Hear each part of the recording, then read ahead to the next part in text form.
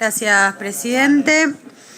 Bueno, para continuar con la exposición que hiciera el presidente de nuestro bloque, para nosotros es fundamental en este ámbito de discusión, más que nada tratándose de la Comisión de Asuntos Constitucionales, tratar un poco de entender y habilitar el debate que introdujo también el diputado preopinante sobre la constitucionalidad de los aspectos de lo que aquí estamos tratando.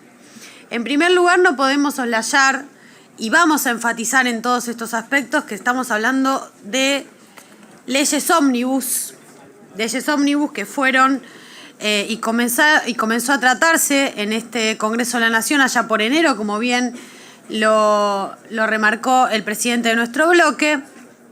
Una ley ómnibus, ¿qué es? ¿No? Para que se entienda de lo que acá se está tratando, porque después las discusiones, cuando vuelve una media sanción del Senado, Cámara Revisora, no sabemos cómo abordarla o nos encontramos frente a un caso único en la historia que por eso podríamos estar marcando un precedente único también en la historia parlamentaria. Recordemos que aquella ley originaria tenía 664 artículos, modificaba 88 leyes y derogaba otras 3, tratándose de 53 materias diferentes. Es decir, este es el punto de partida que nos da la base de saber que una ley ómnibus es en realidad un conjunto de leyes.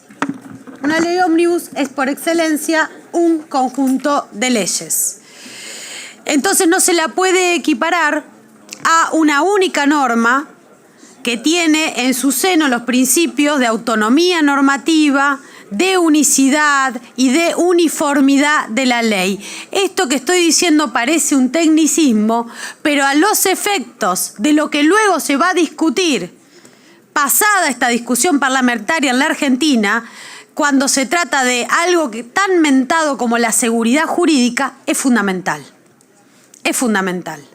Porque si lo que se buscaba originariamente con esta ley bases era otorgar, y es otorgar, por parte del gobierno y de quienes lo acompañan, aunque no hayan sido votados como oficialistas, pero lo acompañan, un marco de seguridad jurídica a los grandes sectores económicos, nacionales o internacionales que desean venir a la Argentina, ese marco de seguridad jurídica con estos parámetros de vicio originario no se van a estar otorgando, ni aunque esta ley se sancione en la Cámara de Diputados. Las leyes ómnibus, por definición, así lo tiene dicho la Corte Suprema. En el caso particular voy a leer un voto del doctor Petraki en el fallo 289, Famil Sociedad Anónima, dice así: las llamadas leyes ómnibus son un ejemplo paradigmático de una de las variadas modalidades legislativas en las que suelen ser discernibles entidades diferentes en un mismo proyecto, de manera tal que en un proyecto de ley es posible comprender objetivos diversos e independientes. ¿Cómo lo traducimos al castellano esto? Cada título trata de un tema distinto. Cada título, en ley ómnibus y en paquete fiscal, trata de un aspecto independiente, autónomo y discernible del total. Son materias distintas. Una es la materia laboral, otra es la materia previsional, otra es la materia tributaria, otra es la materia de seguridad social. Materias diferentes que tienen en sí mismo autonomía. Esto es una ley ómnibus, un paquete de leyes. Precisamente, también lo es, no solo ley base, sino paquete fiscal. Precisamente, el término paquete en el diccionario jurídico es equiparable a ómnibus, para tratar la misma naturaleza de este conjunto de leyes. No tenemos nada, digamos, no es inconstitucional per se un tratamiento de una ley ómnibus, ¿eh? Esto valga aclararlo porque hay antecedentes. No es el mejor camino de tratamiento legislativo. No es recomendable tratar leyes ómnibus. De hecho, en este Congreso de la Nación se han tensionado las estructuras institucionales para hacer este abordaje. Porque cuando volvió del recinto, después de haber fracasado el primer tratamiento, recuérdese que se incorporó la materia laboral, la reforma laboral flexibilizadora, sin pasar, por ejemplo, por la Comisión de Legislación del Trabajo. ¿no? Entonces, ahí podemos observar las características que tiene de infringir y viciar el procedimiento parlamentario una ley ómnibus. Esta es una de ellas. Se ha dicho también sobre las leyes ómnibus. Se incorpora, que es un documento en donde se incorporan numerosas reformas en un único documento, lo que permite tratar en una sola vez un conjunto de leyes que no pierden autonomía. Voy a seguir repitiendo esto todas las veces que sea necesaria. Se dice también de las leyes ómnibus. En este caso, voy a leer una autora, Peset, Goerlich Peset. Normas ómnibus, leyes transversales y sistema jurídico. Que las normas ómnibus se produce una mera yuxtaposición de contenidos carentes de toda lógica interna. Es decir, un título puede estar, y efectivamente lo está en esta norma, escindido absolutamente del otro título. No se le exige a una ley ómnibus coherencia y cohesión. No se le exige. Dijo también otro de los, porque acá constitucionalistas hay muchos, ¿no? Pero creo que nosotros tenemos que tratar de, más allá no se trata de copiar y pegar lo que piensa algún constitucionalista, se trata de que como diputados de la Nación, en el caso particular, integrante de la Comisión de Asuntos Constitucionales, podamos pensar, podamos analizar y podamos interpretar el conjunto de artículos de la Constitución Nacional. Dentro del título que es la sanción de las leyes, podamos pensar una interpretación propia a una ley ómnibus. No solamente el artículo 81, también del 80, del 79, del 78, de todos estos artículos juntos se trata aquí la ley ómnibus. Otro de los constitucionalistas, traigo a colación la parte pertinente, refiere, por ejemplo, que estas características pueden resultar, estas leyes pueden resultar, Miguel Lich lo dice, el envoltorio de muchas decisiones. Cada decisión es una norma en sí. Eso es una norma es una decisión ejecutoria. No se puede crear hechos imponibles, delitos, delegaciones, obligaciones que no tengan consenso en ambas cámaras, puesto que cada decisión, cada título, en este caso particular de lo que estamos abordando, es una norma en sí misma.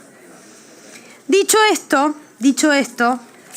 nos encontramos con varios escenarios de la vuelta del Senado como Cámara Revisora de esta media sanción. Y yo les pido, diputados y diputadas de la Nación, que entiendan que lo que pueden estar haciendo acá es uno de los mayores mamarrachos jurídicos de la historia argentina. Sepan cuando van a votar esto, no solamente el daño que va a generar en el pueblo argentino, si es que alguna empresa se la cree y se toma en serio esta ley, cosa que dudo, porque esta ley no genera seguridad jurídica, muchachos y muchachas. Esta ley es el paraíso de la inseguridad jurídica y va a terminar en la justicia, cosa penosa para el sistema político y para el Congreso de la Nación Argentina. Tanto lío, 6 meses para tratar una ley que va a terminar siendo resuelta por un juez o por un conjunto de jueces de la Corte Suprema de Justicia de la Nación. Hay escenarios. El de aquellos títulos excluidos previo a la votación en general es un escenario. Un escenario que es el de los más claros para mí. Ahí no hubo votación. Directamente no hubo votación. De hecho, surge la versión taquigráfica, por ejemplo.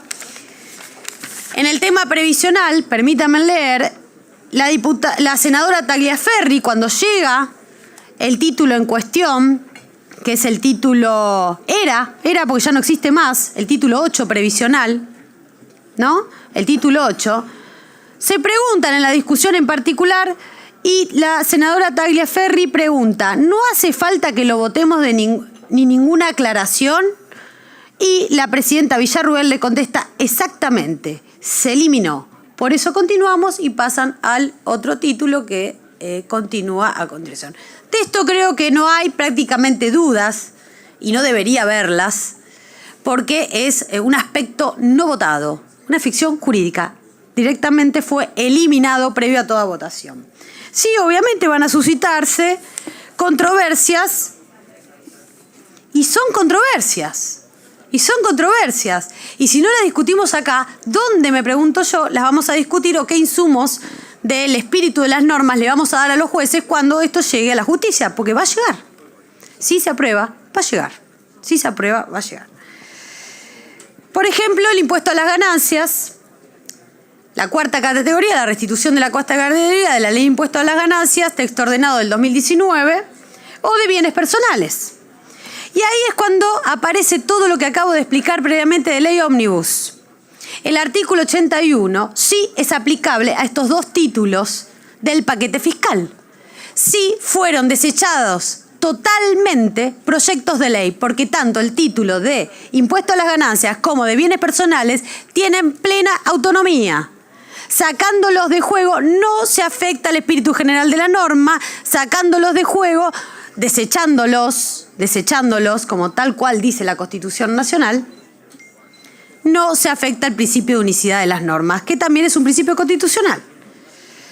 Requiere entonces, como se dijo antes, el doble conforme, que no lo estaría teniendo, un tributo.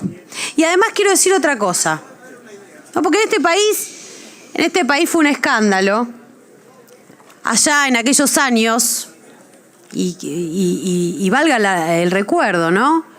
Donde se le sacó el 13% a los jubilados, ¿no? Por parte de una ministra que en su momento era de trabajo, ahora es de seguridad, que es la ministra Bullrich, que le sacó el 13% a los jubilados.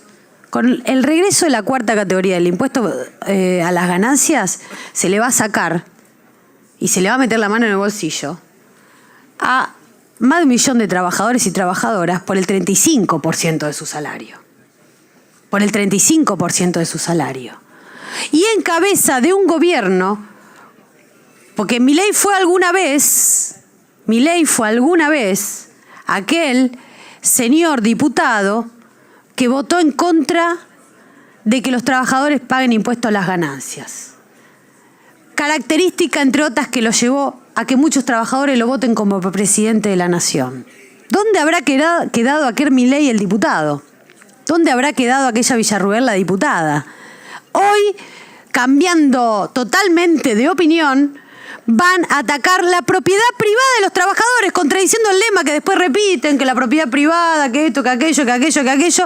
El salario es la propiedad privada de los trabajadores. Si ustedes lo quieren ahora, en el transcurso de menos de un año, meterle la mano en el bolsillo para sacarle 35% de sueldo a más de 1 millón de trabajadores y trabajadoras argentinas.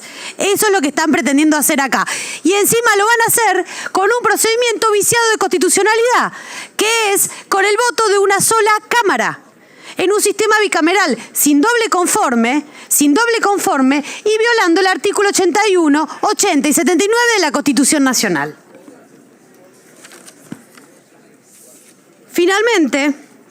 Finalmente, la voluntad de la Cámara Revisora, quiero resaltar. Con esto termino, presidente.